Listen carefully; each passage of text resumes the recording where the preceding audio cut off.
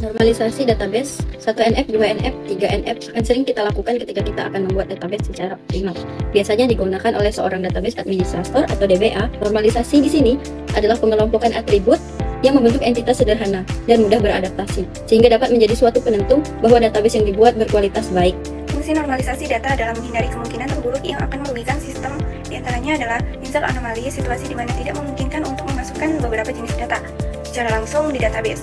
Update anomali, situasi di mana nilai yang diubah mengakibatkan ketidakkonsistenan database, artinya data yang diubah tidak sesuai dengan yang diinginkan.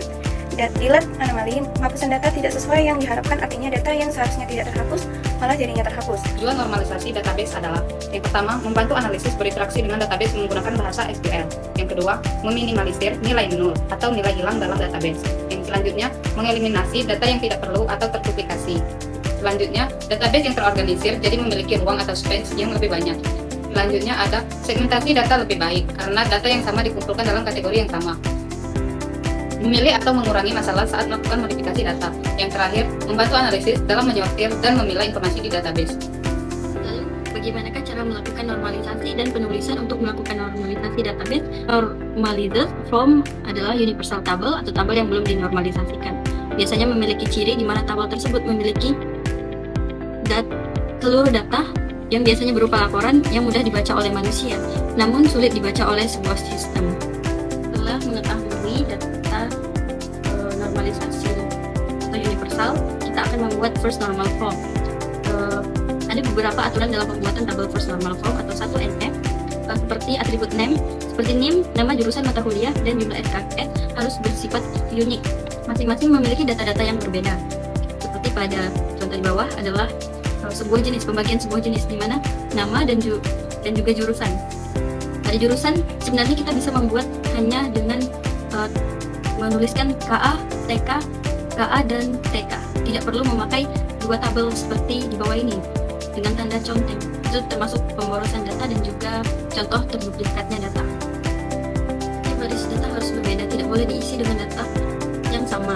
Contoh pada nomor NIM dan nama. Nomor NIM dan nama tentu saja berbeda. Lalu pada nomor NIM adalah 0001, lalu pada nama adalah impian. Itulah harus memiliki perbedaan setiap datanya. Lalu ada jurusan yang datanya adalah KA dan ada mata kuliah. Primary key. Syarat yang selanjutnya adalah setiap data name harus memiliki single value, maka beberapa data di atas perlu kita normalisasi dengan memisahkan tiap jenisnya masing-masing. Pada tabel di atas, pada tabel mata kuliah dapat kita lihat ada beberapa data yang dalam satu tabel yang sama seperti bahasa Indonesia, MTK, dan desain web. Pada NF1 kita akan memisahkan sesuai jenisnya masing-masing. Lalu terbentuklah di mana pada tabel nama pipian dengan mata kuliah bahasa Indonesia, kita akan buat satu persatu.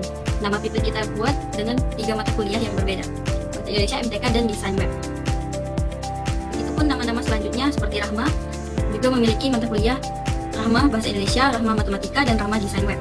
Maka NF-nya dapat kita lihat data yang sebelumnya atau universal form kita ubah menjadi, di sini yang kita ubah adalah mata kuliah dan jumlah SKS. Jadi di dua normalisasi form ini terdapat 3 tabel. Ada tabel siswa, tabel mata kuliah, dan tabel nilai. Pada tabel mata kuliah dan tabel nilai ada beberapa mata kuliah yang sama, seperti pada contoh mata kuliah bahasa Indonesia, matematika, dan desain web. Tapi bisa dibedakan dengan cara kita melihat NIM-nya, karena angka pada NIM setiap mata kuliah itu berbeda-beda. 3NF. Jika sebuah tabel berada dalam 2NF, tabel tersebut menghilangkan grup berulang dan redundansi, namun tidak menghilangkan ketergantungan parsial transitif. Artinya, atribut non-prima atau atribut yang bukan bagian dari kunci kandidat bergantung pada atribut non-prima lainnya.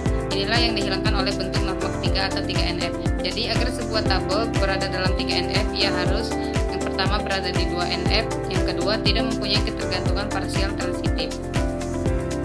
Cara pembuatan 3NF dapat kita lakukan jika beberapa syarat telah dipenuhi. Yang pertama, value atau data sudah harus di second normal form atau 2NF.